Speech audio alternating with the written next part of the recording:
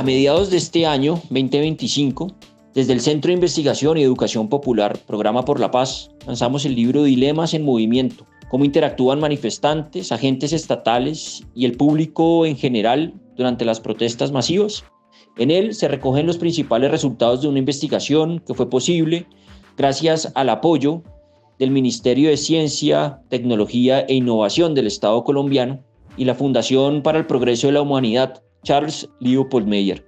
Con ocasión del lanzamiento de este libro, tuvimos la oportunidad de conversar con su prologuista, Federico Rossi, un académico ampliamente reconocido en el campo de estudio de los movimientos sociales en América Latina. Federico Rossi actualmente es profesor investigador Ramón y Cajal del Departamento de Sociología de la Universidad Nacional de Educación a Distancia UNED en Madrid, España. Licenciado en Ciencia Política de la Universidad de Buenos Aires, Federico también tiene un magíster en investigación y es doctor en Ciencias Políticas y Sociales del Instituto Universitario Europeo en Florencia, Italia. Para empezar esta conversación, quisimos arrancar teniendo en cuenta que uno de los principales desafíos a los que nos enfrentamos quienes participamos en la investigación y en la publicación de este libro, Dilemas en Movimiento, fue precisamente la necesidad de desarrollar marcos analíticos novedosos que permitieran entender mucho mejor la dinámica interna y los desenlaces diferenciados a nivel subnacional del estallido social de 2021 en Colombia, teniendo en cuenta que los marcos teóricos tradicionales que se encontraban en la literatura especializada tradicional no daban cuenta o eran insuficientes para comprender mucho mejor un fenómeno aparentemente desordenado, caótico y carente de lógica. Por eso quisimos preguntarle a Federico Rossi por cuál era el estado actual de los estudios sobre los estallidos sociales en América Latina, qué habíamos aprendido gracias a esos estudios, pero también qué preguntas y asuntos analíticos y metodológicos estaban pendientes por desarrollarse. La literatura sobre estallidos sociales como tal, definiéndose como el estudio de los estallidos sociales, es muy reciente, porque tuvo una evolución gradual que comienza hacia la década del 80, que se lo estudió en términos de agravios y pauperización y visiones sobre un poco más economicistas sobre las crisis vinculadas a las crisis de la deuda, la gran crisis de la deuda que tuvo América Latina, y ese generó un primer ciclo de estudios sobre, en particular, el Caracazo del 89, y ese es como, de alguna manera uno podría decir, ahí empiezan los estudios sobre los estallidos. Pero todavía no se los define como un estudio de los estallidos. Es un estudio sobre ciclos de protesta, protestas anti-austeridad, esa es la forma en la que se los va viendo, y empiezan a cuantificar, pero no hay un trabajo sistemático en torno a números de protestas y demás. Esa literatura queda un poco en el olvido por mucho tiempo y se trabaja mucho lo que es la resistencia a los procesos de reformas neoliberales del Estado, y después están todos los estudios sobre transición democrática y el rol de los movimientos sociales. Entonces quedan como un poco de lado como enfoque de análisis.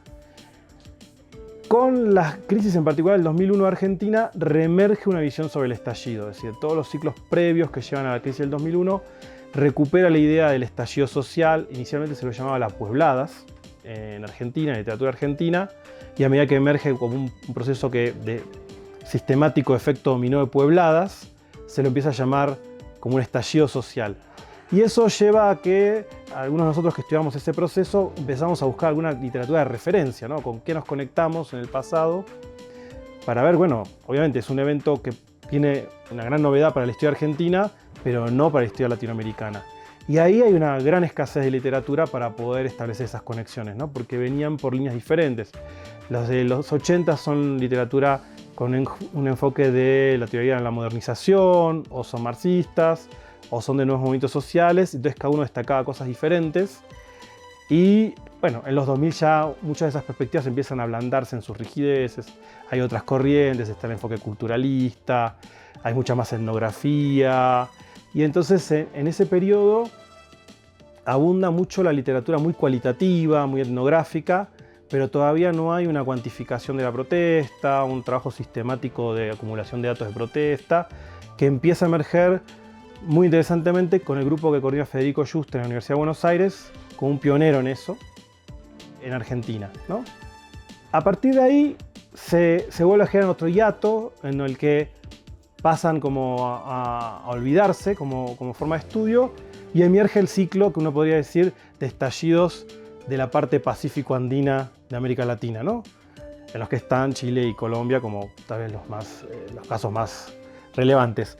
Pero hubo otros tipos de estallidos, ¿no? Bolivia tiene sistemáticamente estallidos, Perú, Ecuador, pero no se los termina de trabajar como estallidos. Por ejemplo, el caso de Bolivia, la guerra del gas, la guerra del agua, se los trabajó así.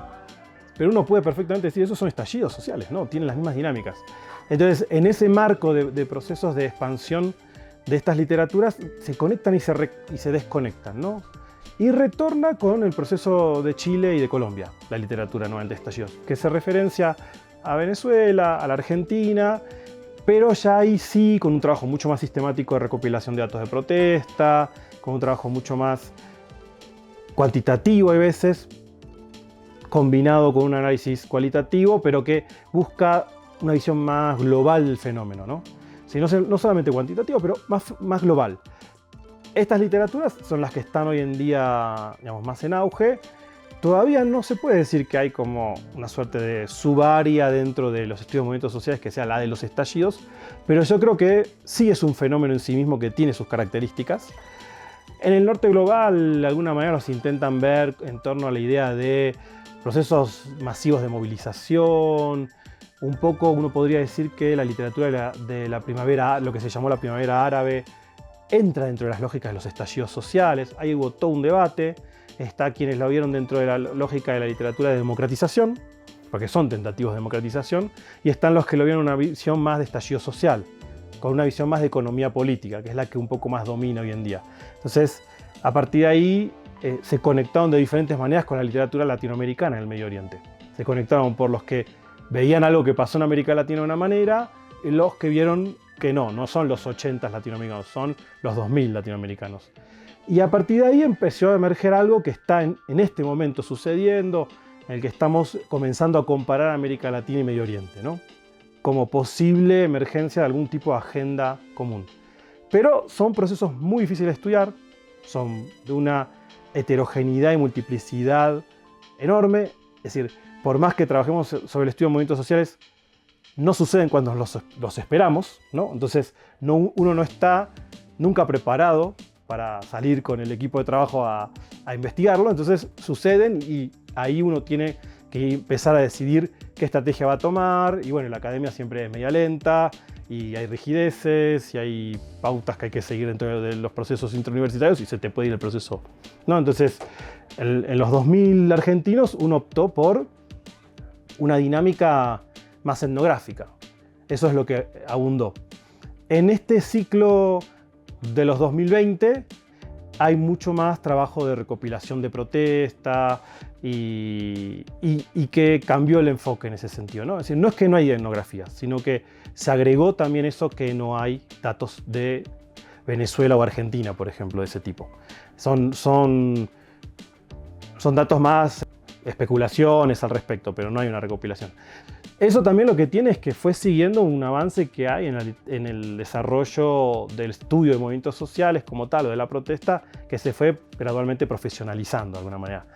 Digamos, fuimos adquiriendo métodos, no había métodos específicos para el estudio de estos fenómenos, y a través de las décadas fuimos desarrollando métodos, ¿no? Métodos específicos de encuesta en protestas, métodos específicos de recolección de eventos, métodos específicos de etnografía en protestas.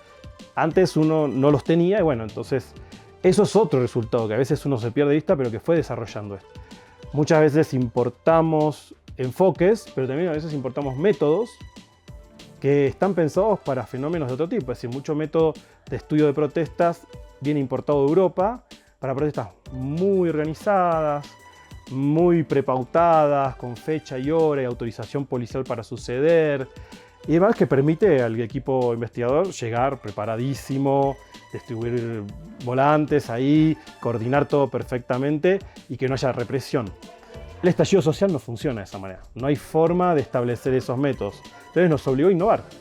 Nos obligó a buscar formas diferentes de estudiarlo, pero siguiendo ciertos principios, esos cánones que estaban bien, pero que si hay que correr ante una posible represión policial, eso no estaba pensado para la forma en la que en Europa lo estudian. Porque no tiende a pasar, ¿no? Al menos por ahora. Entonces hay múltiples desarrollos interesantes en la literatura en la cual, como decía antes, no terminamos de tener un campo específico. Sigue estando dentro del campo de la protesta como tal, porque es una forma de protesta, pero para mí requiere un estudio específico. Tenemos que todavía refinar un poco más eso y terminar de ver esa mayor complejidad que tiene una mera protesta, ¿no? Es decir, es mucho más rico, mucho más multidimensional, mucho más disruptivo y en general produce transformaciones mucho mayores, ¿no? Y no son lo mismo que los procesos de transformación de régimen o transición democracia-autocracia, autocracia-democracia. No son revoluciones, es decir, que son todos grandes procesos, son otro tipo de proceso, ¿no? Es decir, entonces requiere, para mí, insertarlo en esos grandes debates sobre las grandes dinámicas de la sociedad, ¿no? En eso algunos estamos, pero no hay acuerdo, ¿no? Obviamente, con la academia el debate es intrínseco y está bien, es parte del pluralismo democrático.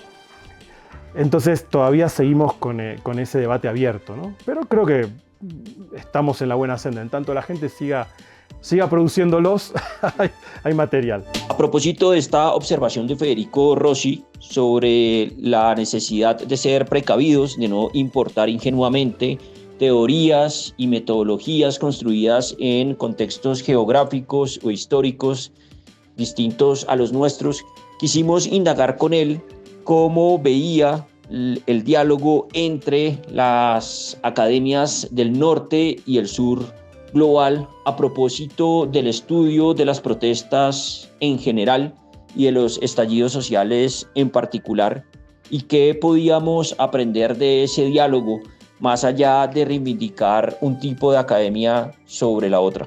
La literatura, por ejemplo, africana y de Medio Oriente nunca problematizó los estallidos, la de protestas, ¿no?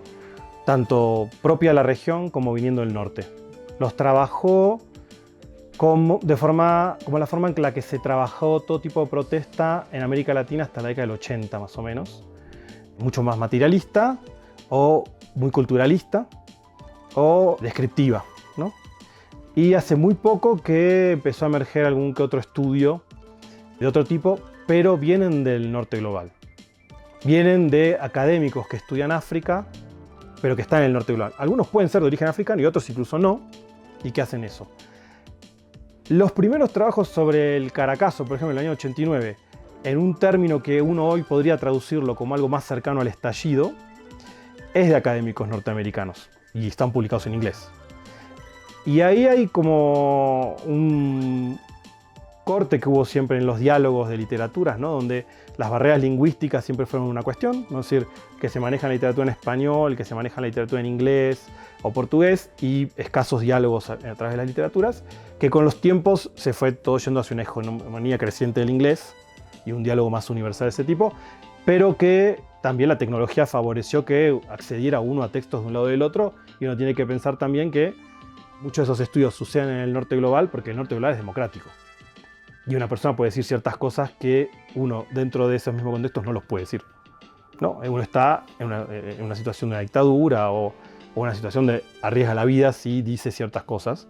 Y ahí había elementos de libertad que no había en otras partes. Después ese juego se abre para todos lados. Bueno, la libertad democrática es esencial para que pueda suceder una academia libre que pueda debatir, y eso pasó a suceder en América Latina, y ahí se abrió el juego, ¿no? Y también retornaron muchos investigadores que se habían escapado de dictaduras a sus países de origen o empezaron a moverse entre la región, y eso es parte de esa creciente profesionalización, creciente encuentro de diálogos e incluso de tensiones, ¿no? Digamos, donde antes se ignoraban mutuamente, ahora se conocen, ¿no?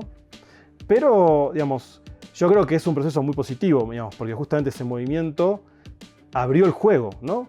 Siempre el norte tiene una visión más imperialista, más de imponer sus cánones que escuchar que existen posibilidades del otro lado y poner al sur como la excepción, la diversidad, pero no aquello que marca la regla.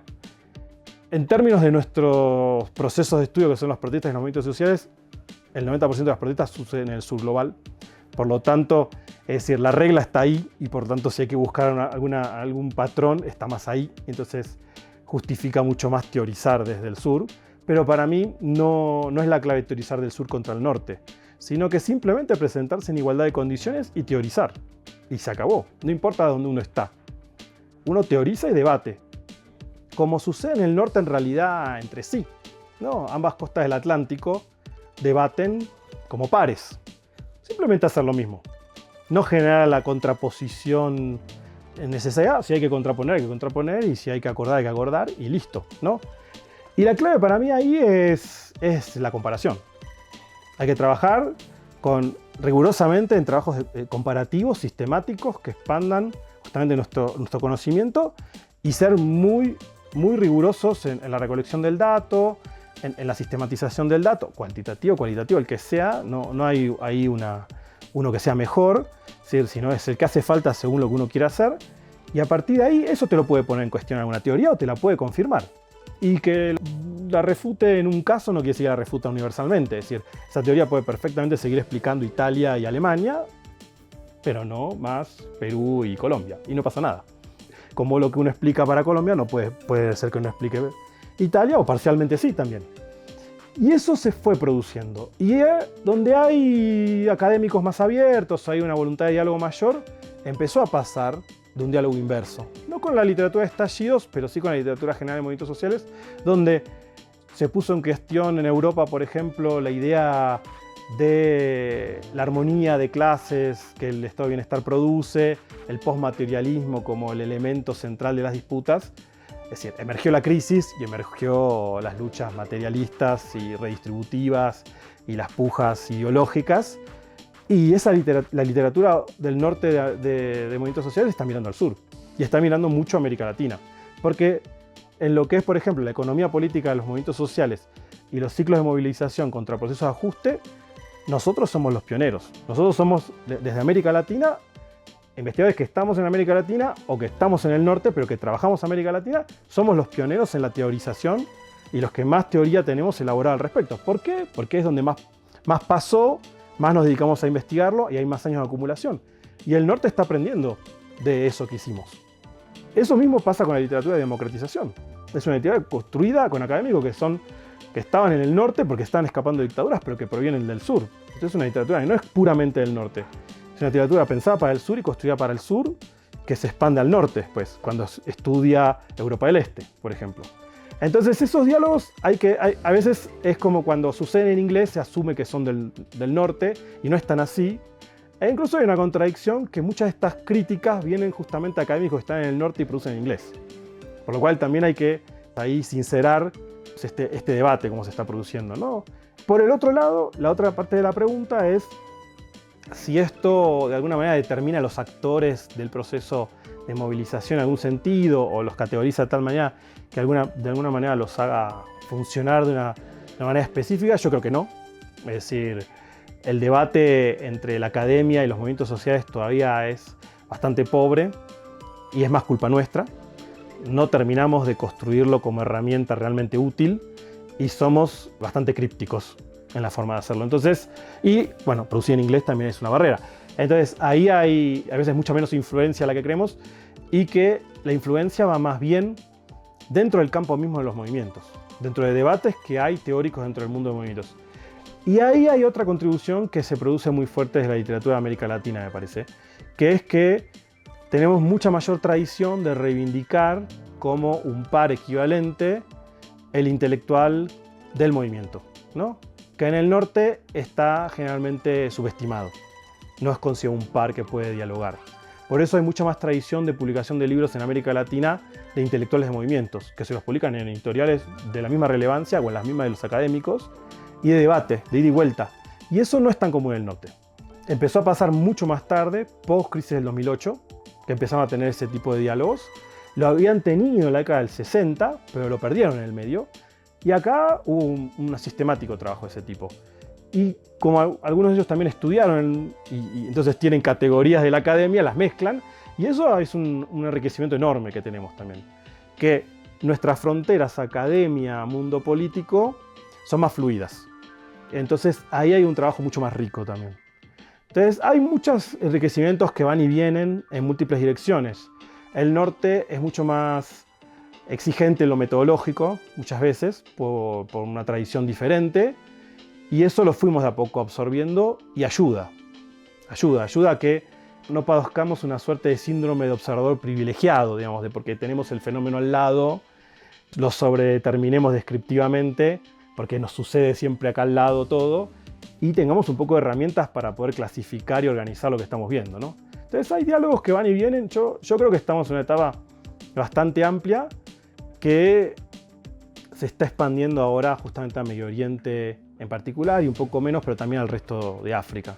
Luego de abordar estos asuntos más teóricos, analíticos y metodológicos, pasamos a una dimensión más política y sustantiva en esta conversación con Federico Rossi, preguntándole por cuál era el análisis que él hacía a nivel de América Latina sobre los desenlaces que habían tenido los diferentes estallidos sociales y qué podíamos aprender de esos desenlaces diferenciados a nivel comparado entre países en la región, teniendo en cuenta que el libro de Dilemas en Movimiento nos ocupábamos de entender las variaciones y los desenlaces diferenciados, pero a nivel subnacional al interior de un solo país, Colombia.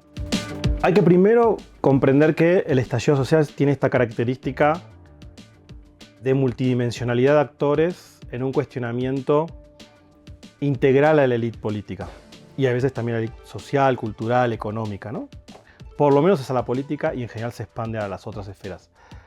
Por lo tanto, esa característica ya excede la protesta, que es mucho más dirigida a un objetivo, un reclamo puntual, aunque sea un reclamo más general o puede ser algo más, una movilización en torno a un movimiento que tiene su forma de reivindicación.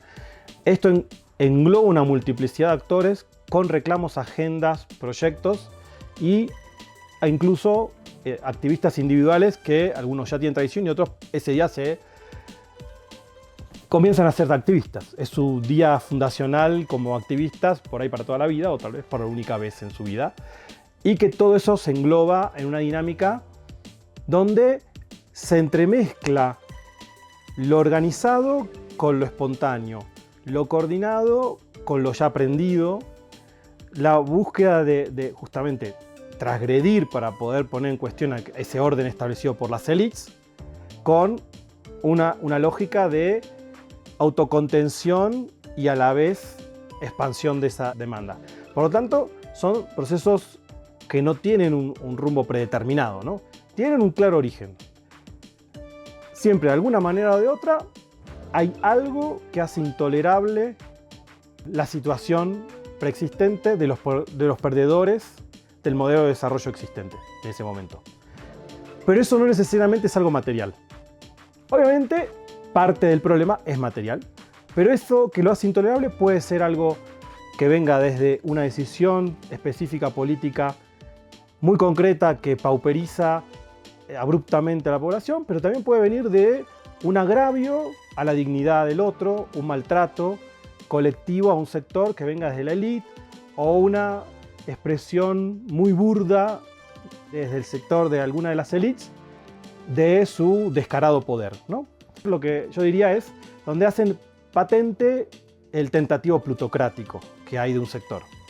Y ahí emerge una sensación de que eso no es posible, no puede seguir así. Ese es el elemento común. A partir de ahí, el resultado está abierto, porque es un proceso relacional.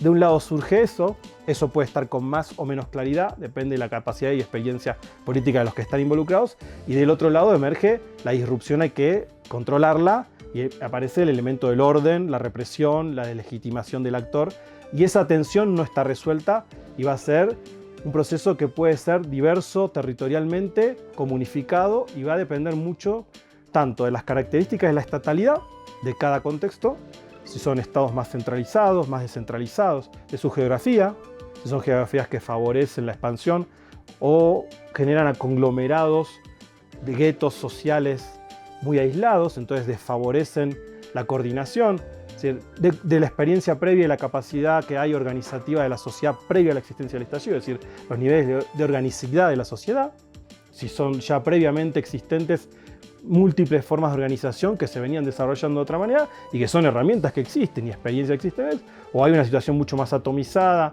mucho más desmovilizada de la población, todo eso va a afectar los resultados. Entonces, a partir de ahí, uno ve que dependiendo de ese tipo de combinaciones y también de cómo está el otro campo, es decir, cuán cohesionada está la élite política, si tiene una cohesión o profundas divisiones que pueden llegar a fracturarse en el proceso mismo de movilización del estallido, o preservan la cohesión ante todo, si tienen respuestas proactivas o son meramente represivas, todo eso va a desencadenar diferentes procesos. Incluso los mismos estallidos son siempre la etapa inicial de una revolución. Todas las revoluciones tienen una etapa inicial de estallidos sociales y que en general terminan en procesos revolucionarios porque hay actores con esa visión o no, pero lo que siempre hay es una élite que no está dispuesta a ceder nada. Entonces se va la élite, termina guillotinada la élite. Cuando el estallido produce institucionalización es otro tipo de proceso. Y ese tipo de proceso es porque hay alguien que está cediendo y otorgando algo. Lo que vemos en la experiencia latinoamericana es que hay una característica: los estallidos sociales se producen mucho más en contextos democráticos o al menos de liberalización de regímenes autocráticos. Porque hay ciertos márgenes de acción para la población y donde la opción represiva existe, pero no es la única, o al menos eso se cree. En los procesos autocráticos tiende eso a disparar un proceso de democratización muchas veces, o a un mayor autoritarismo. En América Latina se vio cómo producen procesos de democratización y en Medio Oriente cómo acrecentó el autoritarismo, ¿no? Es decir, entonces no están abiertos, ¿no? Son procesos que pueden tener similitudes. Entonces en los procesos más recientes de América Latina, que son contextos democráticos o bastante liberalizados, ¿sí?, donde hay ciertas libertades políticas esenciales, lo que termina produciendo es diferentes salidas institucionales. Estas salidas institucionales, lo que vemos es que, dependiendo de cómo está articulado el sistema de partidos para poder responder y absorber estos procesos, puede producir un partido político nuevo que emerja y canalice esos procesos con dirigentes carismáticos que le den alguna direccionalidad. Eso podría ser Bolivia de alguna manera. Son partidos que siempre son más movimentistas, obviamente, porque emergen de esa dinámica y preservan esa dinámica. Pueden abrir el juego de las élites a otros actores hacia la izquierda, como pasa en Chile, y producir partidos pero que son más de élite, más desmovilizadores, pero que no estaban en el juego político, es decir, quebrar una lógica de acuerdo entre élites y abrir el juego a otras, pero desafectar a las bases, o producir coaliciones multisectoriales, como es el caso de Colombia o el de Argentina. Coaliciones que tienen partidos preexistentes, partidos nuevos, actores de base, que se intervinculan en una coalición abierta, en disputa, que negocian con el resto del sistema de partidos. Tensionan y negocian, ¿no? Pero no colapsa todo el resto del sistema de partidos, colapsa parcialmente. En esos diferentes canales va a depender de muchas cosas, ¿no? De esas dinámicas. No está abierto, estos son procesos que se fueron dando de esa manera. Y lo que uno ve es, los estallidos sociales pueden fortalecer la organicidad preexistente de una sociedad, tipo Argentina, que ya era una sociedad muy organizada políticamente, que al producirse el estallido es muy desorganizado, pero después rápidamente constituye grupos organizados y entra en las coaliciones de gobierno como aliado, como opositor, pero que dialoga, pero pasa a ser un nuevo actor legítimo de la arena sociopolítica. Por lo tanto, expande la arena sociopolítica con más actores de base subalterna y popular que pasan a participar del juego político. Y a partir de ahí, el juego político ya es otro. El Parlamento tiene otro tipo de integrantes, las coaliciones de algún tipo tienen otro tipo de integrantes dentro de la coalición, y eso tensiona. Eso no necesariamente produce ningún resultado concreto en política pública. Expandió la arena sociopolítica. Es decir, muchos actores que no eran parte de la toma de decisiones lo son. La disparidad de fuerzas puede seguir existiendo. En otros países puede producirse un proceso de apertura entre élites. Chile. Un sector de la élite pasa a acceder al poder. Un sector de élite mayormente blanca, que es progresista, que estaba afuera, entra al poder. Pero el resto de la población sigue afuera. Por lo tanto, no expande la arena sociopolítica. Expande el juego partidario ideológico, pero la arena sociopolítica sigue igual de cerrada. Entonces preserva la desafección popular. Eso es otro canal posible. Los estallidos como tales, si uno los compara, el chileno fue mucho más intenso que el argentino y mucho más largo en el tiempo. Por lo tanto, no está directamente relacionado con la intensidad y la dinámica de la protesta, sino está relacionada con la capacidad de crear organicidad en la sociedad. En el estallido chileno había escasos niveles de organicidad y no se produjo mucha después tampoco. Entonces, rápidamente el sistema partidario absorbió y desmovilizó.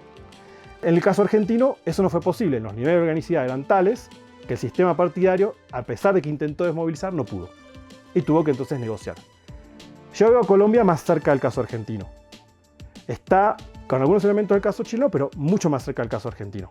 Uno lo va viendo en dinámicas donde el sistema partidario bloquea en el Parlamento una reforma y los movimientos sociales expresan apoyo, movilizan, pero reivindican su propia agenda, participan dentro y fuera del gobierno, entonces coalicionan, pero tienen agenda propia, ¿no? Entonces no desmovilizan, entonces dicen, apoyamos esto porque acordamos, pero tenemos nuestra propia agenda. Por ejemplo, el caso ahora del movimiento indígena en relación al tentativo de reforma laboral que no pasa por el Congreso.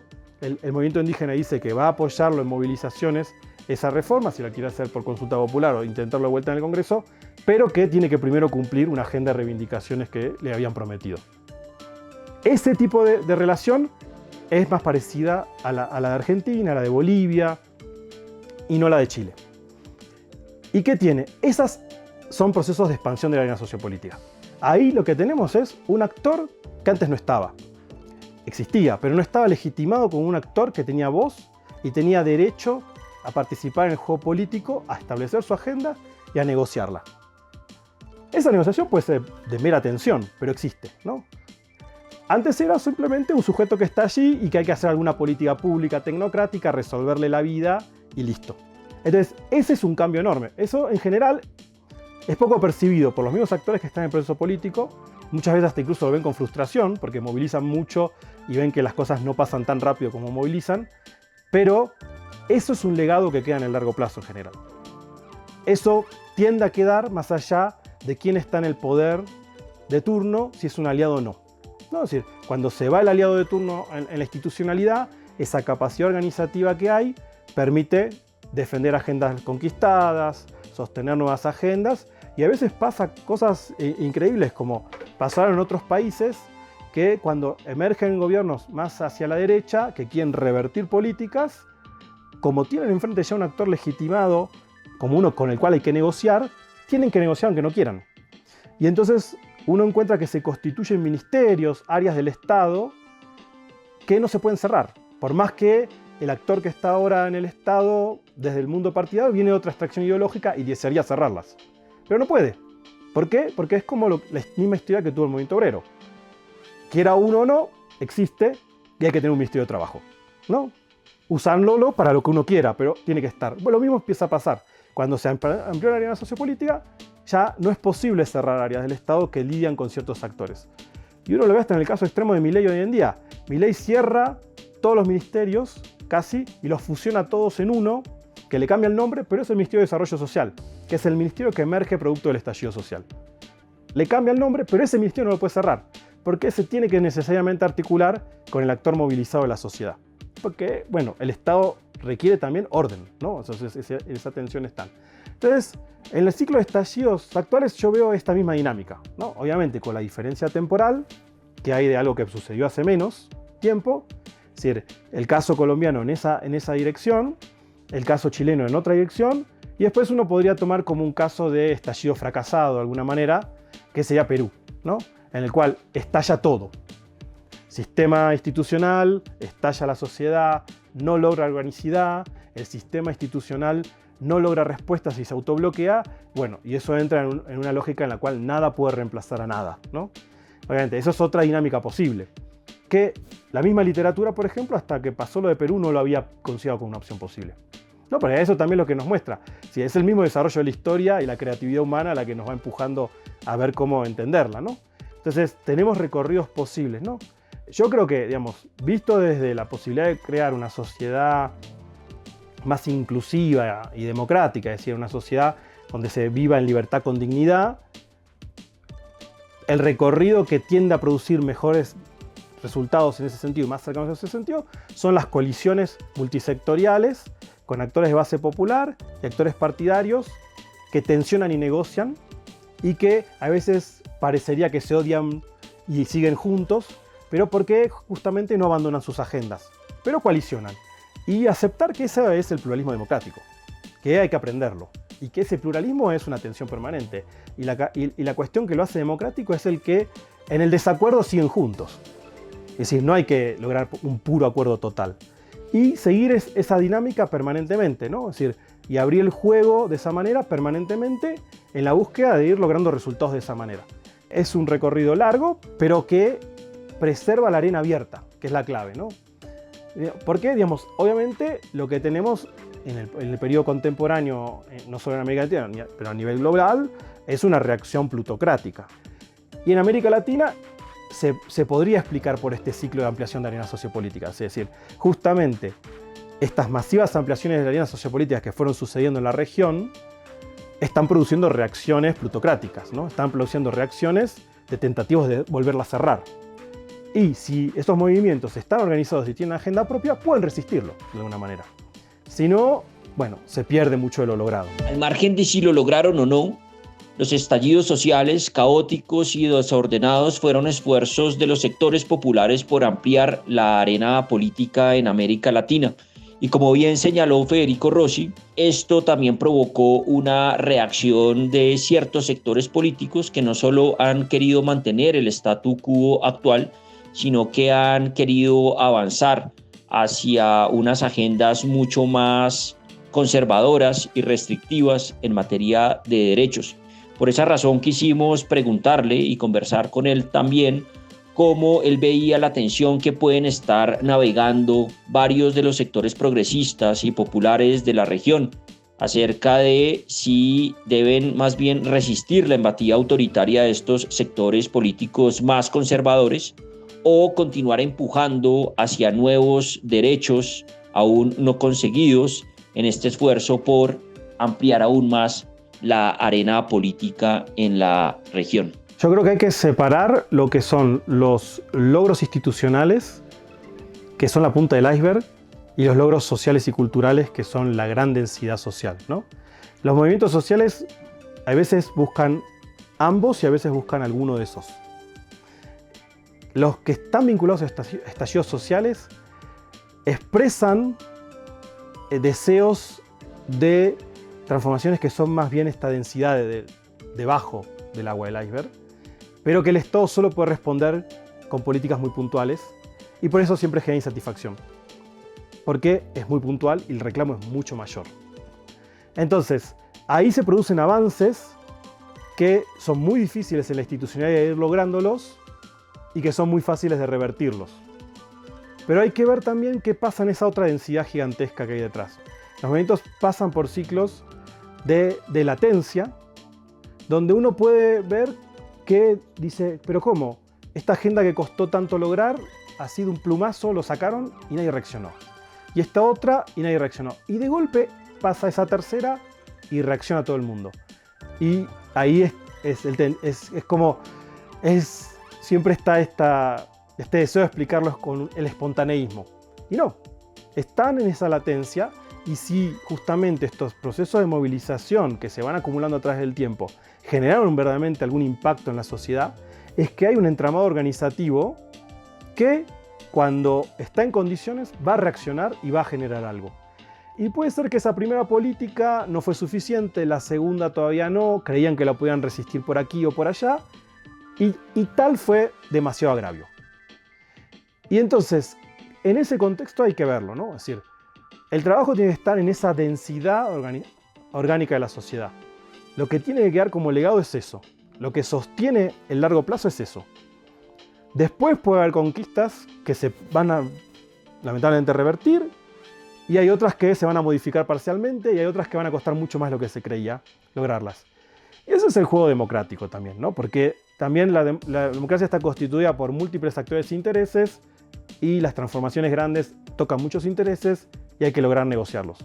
Si no, uno entra en la autocracia desde otro campo ideológico y tampoco hay que entrar en eso. Entonces hay que sostener esa dimensión y yo creo que ahí está la clave. ¿Cómo se sostiene eso? No hay fórmula mágica, pero por un lado es seguir dialogando, seguir activando, seguir haciendo cosas y seguir teniendo un pensamiento crítico de lo que está sucediendo, no derrotista. Yo creo que Colombia está todavía en un contexto diferente a otros países, no tendría por qué estar en un contexto de visión derrotista. Hay otros países que pueden estar en esa visión porque llegaron gobiernos, el caso Argentina es el más extremo, que muchos están en una visión derrotista, pero Colombia no tiene una situación en la que debería estar así, sino más bien de expansión de agenda y de ver cómo sostenerla, cómo evitar que pase lo que vio que está pasando en otros lugares. Verse favorecida por haber llegado más tarde a ciertas dinámicas que los otros ya están viviendo. Entonces, intentar aprender de eso. Ver qué hizo mal el otro que favoreció que llegara la derecha, autocrática incluso. Ver qué hizo el otro bien para poder sostener esa agenda a pesar de todo. Bueno, justamente eso es lo que hay que hacer. Dejar de ver solo la realidad propia, ver realidades comparadas, informarse de lo que pasó en los otros lugares para aprender lecciones sobre lo que estuvo bien, lo que estuvo mal y justamente ir anticipando la jugada del otro para poder evitar eso. Pero siempre sobre una lógica organizada, nunca trabajarlo sobre una lógica de cuadros de elites. Porque los cuadros de elites, cuando quieran salir a defender una política, si no tienen base, no la va a defender nadie. Eso no va a funcionar nunca. Entonces, a partir de ahí, eso es, por ejemplo, un aprendizaje. Es el aprendizaje de Brasil. El gran error del PT, de Lula en particular, fue que desmovilizó la base. Creyó que desmovilizando la base lograba un pacto con el resto de los actores que no estaban dispuestos a ceder y que esa era la parte que él cedía, ¿no? Que no salía de la economía de mercado y que desmovilizaba la base a cambio que aceptaran políticas sociales. Del otro lado hicieron de cuenta. Cuando encontraron el momento, lo vieron débil y solo. Y la otra base se movilizó. Porque al final, ¿cómo tiraron abajo a Dilma Rousseff? Con una gran movilización. Aplicaron lo mismo. Y no había del otro lado quien movilizara para defenderlos. Ese es un error que hay que aprender. Eso no se puede hacer bajo ningún concepto. Ese es el peor de todos los errores posibles. Y es el error que repite Chile. Ese es el error, digamos, justamente. Es decir, si pasa algo, está solo. Esa experiencia hay que leerla. Entonces, a partir de ahí, hay que ir viendo cómo tomar lecciones de diferente tipo. Y por el otro lado, no hay que atomizarse en la excesiva heterogeneidad. Hay que aprender un error del pasado un poco más lejano, años 70, que es el negar la heterogeneidad de las luchas sociales y decir son conflictos de clase, son conflictos de un solo tipo, ¿no? El que sea, pero predominaba la visión de clase. Y se negaba la heterogeneidad de los conflictos sociales. No, preservar el reconocimiento de que hay una heterogeneidad de intereses y de conflictos en juego, pero no entrar en un excesivo pluralismo atomizante, porque eso elimina la posibilidad de un actor social. Genera microactores, hasta un punto en el cual ya el reclamo es individual, que es propio de la época individualista en la que estamos. Entonces hay que también eso ser conscientes que si decimos de estar luchando por una comunidad, por una visión más comunal de la vida, no podemos reproducir lógicas individualistas, porque esa atomización total, en realidad estamos reproduciendo el etos individualista. Entonces ahí encontrar los puntos en común. Favorecer y encontrar por medio del diálogo, no por medio de la opresión del otro diferente dentro de la heterogeneidad, aquello que nos une. Algo que une claramente es que son los subalternos o son los perdedores del modelo de desarrollo. Entonces, por lo tanto, hay algo que une. Y a partir de ahí, cada uno es perdedor en alguna dimensión, pero si todas las junta uno, arma el rompecabezas de aquellos que pierden con el modelo de desarrollo. Y eso une. Y a partir de ahí hay que trabajar con esa agenda. Y listo.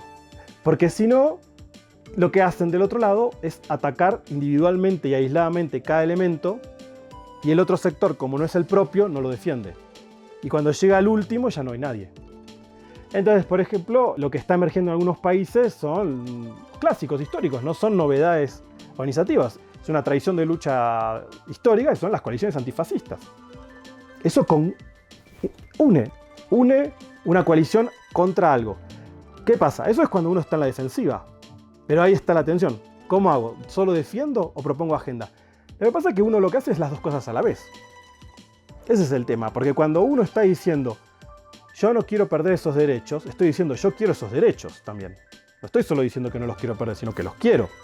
Por lo tanto, es propositiva y es una reacción. La clave es cómo uno la formula. Si uno no puede permitir que la agenda la marque el otro. Eso es como esencial de la política. Si la agenda la marca el otro, que es lo que está pasando hoy en día mucho con la derecha marca la agenda y la izquierda reacciona. Ese es un esquema clave.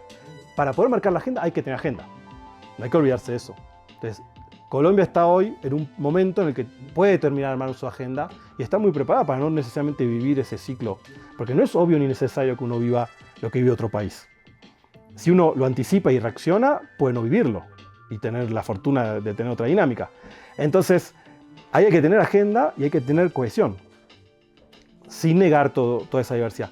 ¿Es difícil? Sí, no es fácil. Cuando emergen ciertos momentos en los que se producen rupturas profundas de los consensos de una sociedad, uno ve cuánto los movimientos sociales lograron o no lograron esa base que está debajo de lo más visible. En el caso argentino, lo digo mucho porque es el que más está pasando estas rupturas de esos consensos desde la transición democrática. Cuando el gobierno de Milei toca ciertas políticas sociales, a veces no hay reacción porque no hay un completo consenso sobre que esa era la política apropiada. Se nota. Y había hasta divisiones internas dentro del campo que la había propuesto. Y entonces esta vez puede resolver hasta un conflicto interno que tenía el mismo campo popular. Pero cuando toca el consenso democrático, hay reacción. Cuando toca ese consenso, hay reacciones, movilizaciones masivas. Cuando toca otro consenso, el consenso educativo. En la Argentina hay un consenso sobre que la educación es universal, gratuita y es el elemento real y un poco mítico, más real en el pasado y un poco menos hoy, pero de ascenso social. Y por tanto, cuando lo toca, hay reacciones. Tocó eso y tuvo una marcha de 1,5 millones de personas y otra marcha de casi 2 millones de personas. No es que no pasó nada, de todo el arco político, de todos los sectores. Tocó los derechos de las diversidades, la reacción fue la creación de la coalición antifascista, que no existía. Tocó los consensos democráticos, los principios de derechos humanos, y tiene reacciones que no son solo del campo de la movilización social. El Poder Judicial lo bloquea, el resto de los partidos políticos le bajan la ley. Así, hay reacciones en los medios de comunicación. Entonces, ahí es cuando uno dice, bueno, entonces no es tan así que el movimiento de derechos humanos no tuvo impacto en la sociedad. Porque tal periodista que es conservador, de un diario que en la dictadura la apoyó, cuando tocan eso, sale a decir que eso no hay que tocarlo. Que esos elementos del consenso democrático y de los derechos humanos ya es demasiado. Mientras que puede estar de acuerdo en otras cosas. Entonces, ahí hay algo que es ese gran logro de los movimientos sociales. Generaron elementos de consensos mayores y que solo se ven cuando se ponen en cuestión. Mientras no se ponen en cuestión, parecería que a nadie le importan. Se ponen en cuestión y a uno ve ahí cuánto se penetró en la sociedad en constituir elementos de democratización. Yo creo que en eso es lo que hay que trabajar, ¿no? Para tener eso preparado a futuro. Si uno puede hacer una lectura de lo que le pasó a los otros países, hay que venir preparado para eso. Para terminar esta conversación con Federico Rossi, volvimos a la razón por la cual tuvimos la oportunidad de entablar este diálogo con él, y es el lanzamiento del libro Dilemas en Movimiento, que, como ya dijimos, él es su prologuista. Para terminar esta conversación, retomamos entonces uno de los mensajes o de las apuestas que tiene este libro, y es la necesidad de profundizar algunos temas y algunas preguntas de investigación que no alcanzaron a ser respondidas, pero que sí fueron identificadas durante el trabajo de campo y el procesamiento de la información que se recogió en este proceso investigativo. Así que, para terminar esta conversación con Federico Rossi, le pedimos que nos compartiera algunas recomendaciones de lo que consideraba él debían ser temas, apuestas o preguntas relevantes para continuar ampliando esta comunidad académica y política que se ha ocupado de entender, pero también de dinamizar las nuevas dinámicas de la protesta social en Colombia y de las interacciones entre los sectores populares y el Estado. Yo creo que el libro Dilemas en Movimiento es un ejemplo claro de justamente lo que hay que hacer. Es un libro que es riguroso, es académicamente muy riguroso en revisión de literatura, metodológicamente, hace un trabajo comparado como corresponde, es decir, sigue todos los cánones de lo que es hacerlo bien. Pero a la vez está comprometido. No hay que escindir una cosa a la otra, está comprometido en ese proceso y en los actores sociales y quiere darles una respuesta también. Entonces busca dar dos respuestas. Una, un debate académico, cuestionar ciertos cánones que vienen del norte, agregar conocimiento empírico, producir sistematicidad de datos, cosas que toda la academia desea y valora, y a la vez contribuir al debate social, participar en él y dar herramientas a los actores sociales. Yo creo que es eso justamente lo que hay que hacer. Hay que sostener esos cánones que son propios de la academia y que tienen sus exigencias que no son tan absurdas porque hacen a que justamente podamos comparar múltiples contextos, podemos dialogar así con gente que está en otras partes del planeta e intentar encontrar patrones, características comunes, sin negar las diversidades y las especificidades históricas, para nada obviamente, sino todo lo contrario, y a la vez construir conocimiento y que no venga solo el conocimiento, justamente como decíamos al principio, del norte, ¿no? No porque esté mal ese conocimiento, sino porque nos pasa lo que les pasa a ustedes mismos en el libro, que es que cuando entran a analizar un proceso de una dinámica que no es común en el norte, no hay literatura para explicarla, ¿no? Entonces, bueno, hay que crear conocimiento. Y eso se hace bien si se hace siguiendo las formas del debate académico. Pero para mí lo que no hay que hacer es por eso escindirse de la realidad social, porque somos ciudadanos, vivimos en este mundo y en el fondo hay algún principio moral que nos llevó a interesarnos por estos fenómenos y hay algo que nos lleva desde un deseo ciudadano de ser partes de la historia, de darle algún tipo de influencia al curso de la historia y que si nos quedamos pasivamente como observadores no lo vamos a hacer. Y es una frustración histórica de la academia, pero que también muchas veces no lo hacemos. Entonces hay que hacer eso, que es lo que hacen ustedes justamente, incluso en este libro y en general, ¿no? Yo creo que esa es lo que hace el CINEP, es justamente lo que hay que hacer. Investigar rigurosamente y participar activamente en los procesos sociales. No quiere decir que el mismo individuo hace todo, pero uno puede hacerlo en un equipo, ¿no? La institucionalidad lo hace. Tal hace más esta parte, tal otro hace más esta otra parte. Tampoco es necesario que uno se desdoble si no puede o no quiere, pero uno puede ser parte de un proceso, ¿no? Y eso creo que es lo que hay que, de un lado, aprender de una generación y de otra aprender de otra, porque la generación pre-80s era muy activista, pero carecía de cierta rigurosidad y se enamoraba demasiado del sujeto que estudiaba. Y entonces hay veces cuando buscamos información nos está faltando cierta información que nos sirva, porque es demasiado endogámico con el actor. Y tal vez sirvió mucho para el proceso de movilización, pero para entenderlo no. La generación que vino post-80s, post-90, depende del país, se desafeccionó demasiado del actor y buscó ser excesivamente externa, por más que no lo podemos ser porque somos miembros de la sociedad y no estamos trabajando en un laboratorio con químicos, es seres humanos como nosotros que están accionando. Entonces ahí se desafeccionó demasiado y cosificó en exceso a los otros. A partir de ahí se agregó mucha rigurosidad académica con cánones mayormente del norte, pero que faltó reconexión y dejamos muy abandonados a los sujetos y en momentos muy duros. Entonces yo creo que justamente lo que está pasando hoy en día, y el cual este libro es un ejemplo de eso, es esa reconexión.